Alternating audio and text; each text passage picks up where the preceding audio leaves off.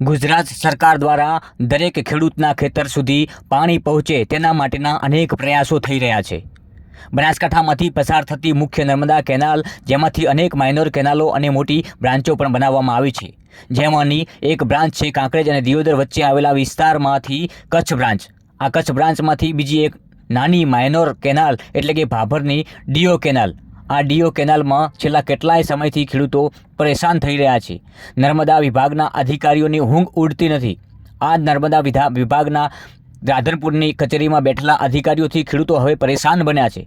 ભાભરની do બ્રાન્ચમાં મસમોટા ગાબડા, ખેડૂતોના ખેતરો ધોવાય છે। અધિકારી અને કોન્ટ્રાક્ટરની વચ્ચે પીડાતો જગતનો તાત, અને ક્યાં સુધી આવી રીતે પીડાતો રહેશે? નર્મદા વિભાગના અધિકારીઓ અને કોન્ટ્રાક્ટરો વચ્ચે હોય છે મોટી સાંઠગાંઠ।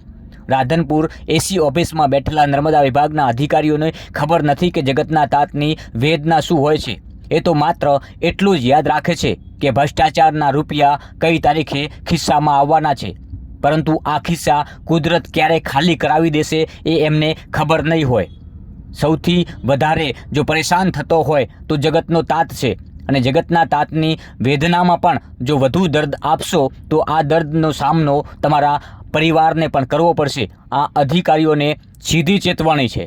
ખાસ કરીને છેલ્લા કેટલાય સમયથી આ વિસ્તારમાં ખેડૂતો પરેશાન બન્યા છે। વારંવાર રજૂઆત કરવા છતાં કોઈ અહીંયા જોવા પણ નથી આવતું।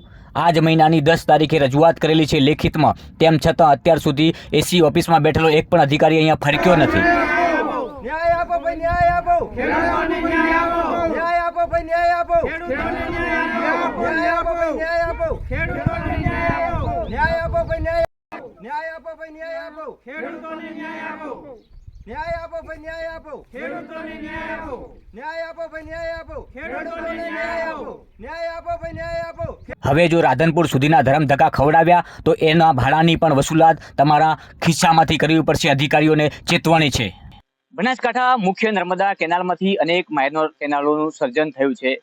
ખેડૂતોના ખેતરોમાં પાણી પહોંચે તેના માટે સરકારે લાખો કરોડો રૂપિયાનો ખર્ચ કરીને દરેક ખેડૂતના ખેતરમાં પાણી કઈ રીતે પહોંચે તેના તમામ પ્રયાસો કર્યા છે, પરંતુ ક્યાંક અધિકારીઓ અને કોન્ટ્રાક્ટરોની મિલીભગતથી આમાં મોટો ભ્રષ્ટાચાર પણ થઈ રહ્યો છે।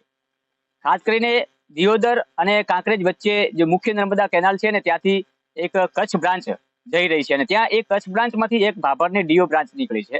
અને આ હાલ હું જે ઊભો છું આ ભાભરની ડીઓ બ્રાન્ચ છે, ડિસ્ટ્રિક્ટ બ્રાન્ચ છે। અહીંયા જોઈ રહ્યા છો, આ બાજુ તમને બતાવીશ કે આ દ્રશ્યો છે, ખટારા જાય એવડા મોટા મોટા ગાબડા। એટલે અનેકવાર આ બનાસકાંઠા ન્યૂઝ નેટવર્ક ખેડૂતોના હિત માટે રજૂઆત કરી છે। કેનાલોના જે ગાબડાઓ છે એ બતાવ્યા છે, અને સરહદી વિસ્તાર હોય કે બનાસકાંઠામાં જ્યાંથી કેનાલ પસાર થતી હોય, આ કોઈ પણ વિસ્તાર હોય, તમામ વિસ્તારોમાં અત્યાર સુધી કેનાલોમાં ગાબડા પડવાના સિલસિલા અટક્યા નથી, અને એના જવાબદાર નર્મદા વિભાગના અધિકારીઓ અને કોન્ટ્રાક્ટરો જ છે। આપ જોઈ રહ્યા છો અહીંયા ટ્રક પણ નીકળી શકે એવડા મોટા ગાબડા છે। અને આ ગાબડા કેમ પડ્યા છે? આ ગાબડા એટલે પડ્યા છે કે ઉપર ખેતરો ઊંચા છે, ઊંચાણવાળા ખેતરોમાં જ્યારે વરસાદના પાણી આવે એટલે ભરાય, અને નીચાણવાળા ખેતરોમાં થઈને એ આખું પાણી છે આ કેનાલમાં પડે, કારણ કે કેનાલ નીચી છે।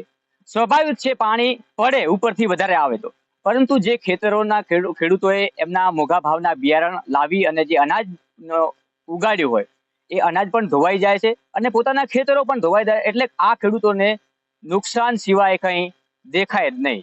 નુકસાન સિવાય કોઈ વારો જ ના આવે, એટલે આ નુકસાન કઈ રીતે અટકી શકે? એક અધિકારીઓ જાગૃત બને, કોન્ટ્રાક્ટરો મિલી ભગત કરીને ભ્રષ્ટાચાર કરવાનું બંધ કરે તો ખેડૂતોના ખેતરમાં કંઈક અનાજ પાકશે તો તમે જીવી શકશો, કારણ કે જગતનો તાત માત્ર ને માત્ર ખેડૂત જ છે। આપ જોઈ રહ્યા છો અહીંયા આ જે માઇનર કેનાલ છે, અહીંયા જે પાણી જવાનો જે રસ્તો બતાવવામાં આવે છે, હાલ આ રસ્તામાં રેત ભરાઈ ગઈ છે। હવે અહીં અગાઉ 1 મહિના પહેલા પાણી છોડ્યું હતું, હવે વિચાર કરો ફરીવાર પાણી આવશે તો આ કેનાલ સાફ કર્યા વગર પાણી જશે? અહીંયા કેટલી રેતી ભરાયેલી છે, અને જે પાણી આવતું હોય કહી શકાય કે આ નાળું જે છે એ નાનું જ પડે। પાણી માટે કોન્ટ્રાક્ટરોને અને અધિકારીઓને પણ ખબર પડવી જોઈએ કે અહીંયા કેટલો મોટો હોલ બનાવવો પડે, ત્યારે આગળથી પાણી આવતું હોય, કદાચ ચોમાસામાં વરસાદી પાણી આવતું હોય, અને પુષ્કળ પ્રમાણમાં જ્યારે કેનાલ ભરાઈ જતી હોય ત્યારે આ હોલ છે એ બહુ નાનો પડે, આ સાયફન બહુ નાનું પડે, એટલે સાયફન મોટા કરવા માટેની પણ માંગણી છે। આ ખેડૂતોએ અનેકવાર રજૂઆતો કરી છે લેખિતમાં, મૌખિકમાં, પરંતુ રાધનપુરમાં બેઠેલા જે અધિકારીઓ છે આ ખાડા કાન કરીને બસ માત્ર પોતાના ખીચા કઈ તારીખે ભરાય એની રાહ જોઈને બેઠા છે. કોન્ટ્રાક્ટરો ક્યારે પૈસા આપે, ક્યારે કમિશન આપે અને ક્યારે અમારા ખીચા ભરાય ને ક્યારે અમારા છોકરા આનાથી રાજી થાય. પરંતુ ખેડૂતોના છોકરા રઝળતા કરી અને તમારા છોકરાઓ રાજી કરવાનું વિચારતા હશો ને તો કુદરત પણ તમને નહીં છોડે. નમસ્કાર.